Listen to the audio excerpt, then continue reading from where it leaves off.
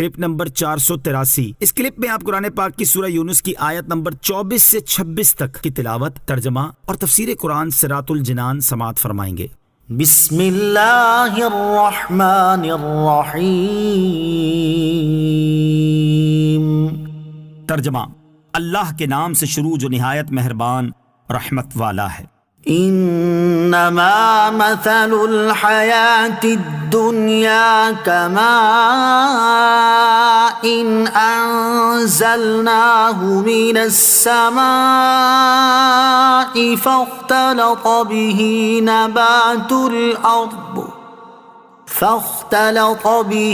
نبات الأرض مما يأكل الناس والأنعام حتى إذا أخذت الأرض زخرفها وزينت وظن أهلها أنهم قادرون عليها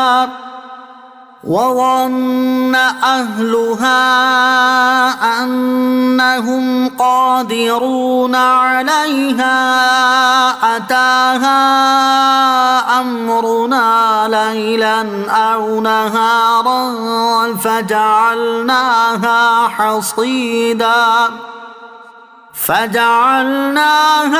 حصيدا كأن لم تغن بالأمس كذلك نفصل الآيات لقوم يتفكرون۔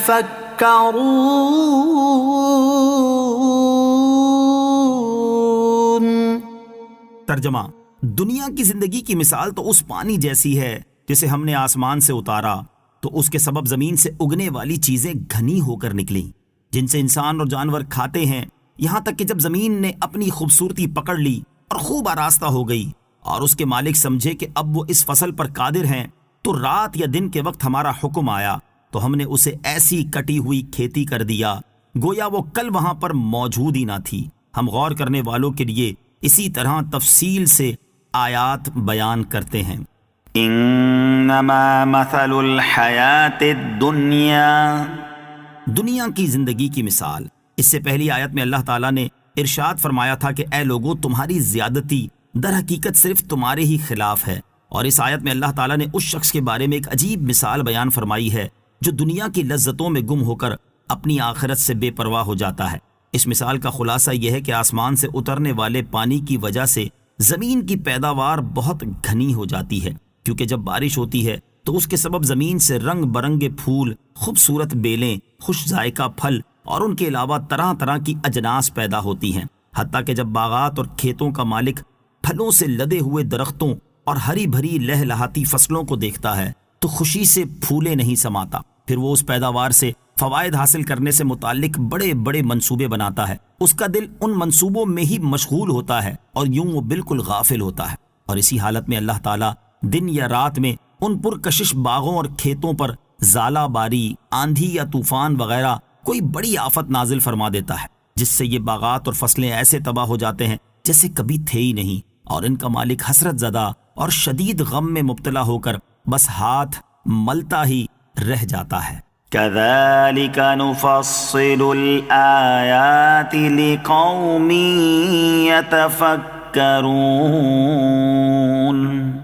ہم غور کرنے والوں کے لیے اسی طرح تفصیل سے آیات بیان کرتے ہیں، یعنی جس طرح ہم نے تمہارے سامنے دنیاوی زندگی کی مثال اور اس کا حکم بیان فرمایا، اسی طرح ہم غور و فکر کرنے والوں کے لیے تفصیل سے اپنے دلائل بیان کرتے ہیں تاکہ وہ نفع حاصل کریں اور شک و وہم کی ظلمتوں سے نجات پائیں اور دنیائے ناپائیدار کی بے ثباتی سے باخبر ہوں۔ واللہ یدعو الی دار السلام وَيَهْدِي مَن يَشَاءُ إِلَى صِرَاطٍ مُسْتَقِيمٍ۔ ترجمہ، اور اللہ سلامتی کے گھر کی طرف بلاتا ہے اور جسے چاہتا ہے سیدھے راستے کی طرف ہدایت دیتا ہے۔ واللہ یدعو الی دار السلام، اور اللہ سلامتی کے گھر کی طرف بلاتا ہے۔ دنیا کی بے ثباتی بیان فرمانے کے بعد اس آیت میں باقی رہنے والے گھر جنت کی طرف دعوت دی گئی، اور فرمایا گیا کہ اللہ تعالیٰ تمام لوگوں کو اس گھر کی طرف بلاتا ہے جس میں ہر قسم کی تکلیف اور مصیبت سے سلامتی ہے۔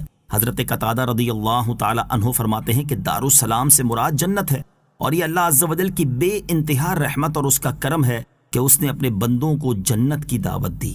وَيَهْدِي مَن يَشَاءُ إِلَى صِرَاطٍ مُسْتَقِيمٍ، اور جسے چاہتا ہے سیدھے راستے کی طرف ہدایت دیتا ہے۔ اس آیت میں صراط مستقیم سے مراد دین اسلام ہے۔ آیت کے اس حصے سے معلوم ہوا کہ اللہ تعالیٰ کی دعوت تو عام ہے کہ سب کو بلایا جا رہا ہے، مگر اس کی ہدایت خاص ہے کہ وہ کسی کسی کو ملتی ہے۔ للذین احسنوا الحسنى وزیادہ ولا يرهق وجوههم قتر ولا ذلة اولئک اصحاب الجنة هم فیہا خالدون۔ ترجمہ: بھلائی کرنے والوں کے لیے بھلائی ہے اور اس سے بھی زیادہ ہے، اور ان کے منہ پر نہ سیاہی چھائی ہوگی اور نہ ذلت، یہی جنت والے ہیں، وہ اس میں ہمیشہ رہیں گے۔ للذین احسنوا الحسنى وزیادہ، بھلائی کرنے والوں کے لیے بھلائی ہے اور اس سے بھی زیادہ۔ بھلائی والوں سے اللہ عز و جل کے فرما بردار بندے مومنین مراد ہیں، اور یہ جو فرمایا کہ ان کے لیے بھلائی ہے، اس بھلائی سے جنت مراد ہے، اور اس پر زیادت سے مراد دیدار الہی ہے۔ احادیث سے بھی ثابت ہے کہ اس آیت میں زیادت سے مراد دیدار الہی ہے۔ چنانچہ حضرت صہیب رضی اللہ تعالیٰ عنہ سے روایت ہے، رسول اللہ صلی اللہ تعالیٰ علیہ وسلم نے ارشاد فرمایا، جنتیوں کے جنت میں داخل ہونے کے بعد اللہ تعالیٰ ان سے فرمائے گا، کیا تم چاہتے ہو کہ تم پر اور زیادہ عنایت کروں؟ وہ عرض کریں گے، یا رب عز و جل، کیا تو نے ہمارے چہرے سفید نہیں کیے؟ کیا تو نے ہمیں جنت میں داخل نہیں فرمایا؟ کیا تو نے ہمیں دوزخ سے نجات نہیں دی؟ حضور اقدس علیہ الصلوۃ والسلام نے فرمایا، پھر پردہ اٹھا دیا جائے گا تو دیدار الہی انہیں ہر نعمت سے زیادہ پیارا ہوگا۔ ایک روایت میں یہ اضافہ ہے کہ پھر آپ علیہ الصلوۃ والسلام نے یہ آیت تلاوت فرمائی، للذین احسنوا الحسنى وزیادہ۔ یہی روایت الفاظ کی کچھ تبدیلی کے ساتھ ترمذی، نسائی اور ابن ماجہ میں بھی موجود ہے۔ صحیح بخاری میں ہے کہ امام مجاہد کے علاوہ کے نزدیک آیت میں زیادت سے مراد اللہ تعالیٰ کا دیدار